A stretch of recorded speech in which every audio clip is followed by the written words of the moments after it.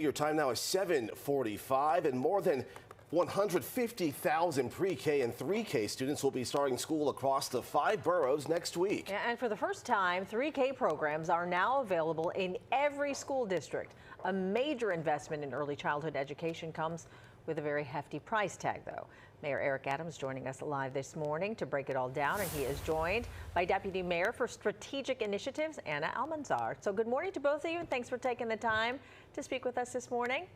Good morning. Great to speak with you. And you're right, a hefty investment, $3 billion when you look at it. We are making a very clear statement that we put our children first, so we put our future first. Yeah, I mean, this is $100 million added to improving early childhood education. This is on top of the $514 million, which was restored as part of your budget back in April. So can you kind of lay out how all this money is going to be allocated?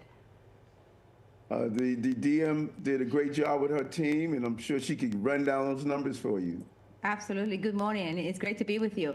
And we designed with our partners at City Council a 10-point plan that goes all the way from making sure that those kids and families who didn't receive an offer initially, after we made an offer to 94% of those who applied on time, over 42,000 families and children throughout the city. We are working with City Council, with a working group to make sure that the plan is effective and it works for all communities. We're looking into the system and see where the seats that are available and where those families are, that we can make the matches specifically by zip code, by school, by nonprofit provider. We're also investing $42 million in our special education seats.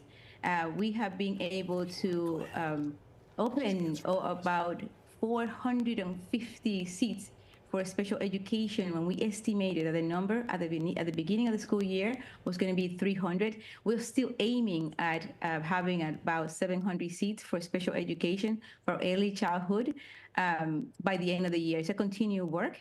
And the better we do that job, the more families we can serve, specifically for those children who are ID to have a special need throughout the school year. We're also investing in, thanks to the mayor for all his work on this $25 million for Promise NYC. That is to allow families who are undocumented and their children, they're our children, as the mayor mentioned yesterday, and we offer them an education. And for those families, about 1,000 families will be able to benefit and bring their child to a child care provider throughout the city. We're also working to make sure that our families who are requesting an extended day for childcare get that offer, so we don't have to, the family won't have to get money out of the pocket to pay for those extra hours between the time the school opens and closes, so we can open those seats and have them access to match the hour of childcare to those that they work.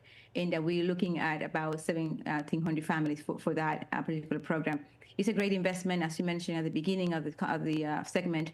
150,000 children have access to childcare throughout the city. It is the largest investment and the largest expansion any administration has done for early childhood education. And not only the money that has been invested in this program, but also the working together with the New York City Public Schools, with HRA, with ACS, and Department of Health. All the agencies throughout city government, including our partners across the hall, from City Council, who are working with us to make sure that we implement a plan that works for all families across the city. Now, Mayor Adams, one of the key components of this 10-point program is expanding outreach and also recruitment. What will that look like, especially in such a culturally diverse city like ours? Oh, so important. $5 million, because I often say we can get it. We have to make sure our New Yorkers actually get it as well. We got it, so they have to get it. And we must go out and recruit in the inner cities to show people the benefits of child brain development, the benefits of the socialization that comes with early childhood education. We know that if we don't go out and let everyday New Yorkers know what this program is and how available it is, we're not going to get the numbers that we deserve. We did not see this participation before in previous years. We saw the 94% increase. We're not at 100%, and 8,000 additional seats for those parents that didn't sign up on time. We are reaching the target goals that we want. Well, that is good news to hear. Mayor Adams, though, as school is about to start, though, a lot of people are talking about public safety, particularly on the subway. So even though subway crime is down more than 5% from last year, there have been those attacks on the subways. There was a stabbing on Monday night in Washington Heights, and a lot of parents and students are very concerned. Let's listen to one person had to say and then talk about it on the other side. I don't feel safe. I don't know what measures, we're going to take to make sure that this doesn't happen or continue to happen. Stopped taking the train a lot freshman year because there was a stabbing on the train station where I got off at, and I just started taking the bus instead. So how do you respond to that, Mr. Mayor? Remember in the beginning of the year, I often remind folks in the beginning of my administration when I used the comment that people must feel safe and be safe. And, I took a lot of criticism for that because I fully understand as a former police officer, it's about feeling safe as well. It's not only the stats, do people feel safe? Mm-hmm. We have 4.1 million daily riders, 5 felonies a day. Robberies on our subway system is the lowest in recorded history. And as you indicated, we saw in 7 months after that first month of an increase in crime, we saw a consistent decrease in crime for 7 straight months with the visibility of our officers. And I'm not making this up. The stats show when you do an analysis of New York City in comparison to other big cities, we're the safest big city in America. We're going to continue to do what we have to do. Hats off to the police officers, not only monitoring over 3,000 protests that takes place in the city and other serious issues around terrorism threats and public safety. They're doing an amazing job. We must get the other apparatus of the criminal justice system to do their job. There are too many repeated offenders, and we need the power to get involuntary removal for those with severe mental health issues. All right, and staying on public safety concerns here, there's been a 41% spike in crime in Central Park. The NYPD recently released new surveillance video of 3 suspects wanted for a robbery earlier this month, and investigators do believe this is likely part of a migrant crime wave. Now, aside from stepping up police, what else can be done to prevent this, Mayor?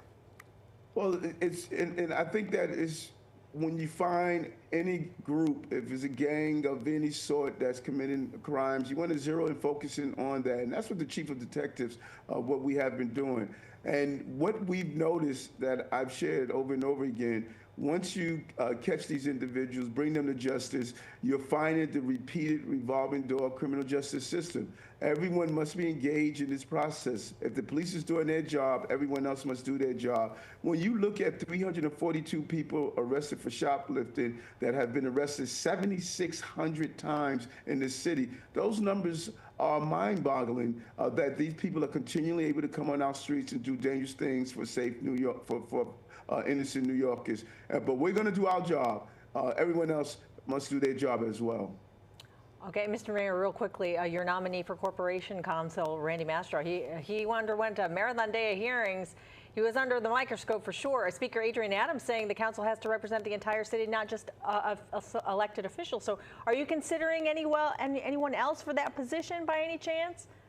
We're going to let the process play out. And I think that this is the beauty of democracy in America. We have several forms of government that shows the checks and balances of one's authority, and I respect the process. And so they're going to vote. My job is to present a candidate. He's a very qualified candidate. We have even former governors, former corporation councils came in and talked about the great work he has done. And now it's up to the city council. And after that, we'll make a decision of the next step in the process. This is a beautiful city, a beautiful country, and we're going to follow this amazing process that the democracy represents. Okay, we want to end this on a light note. We will see you at the West Indian Day Parade that's being broadcast here on Pix 11 on Monday. Yes, and hats off to Pix 11 for really covering this amazing display of Caribbean heritage. We're looking forward to it.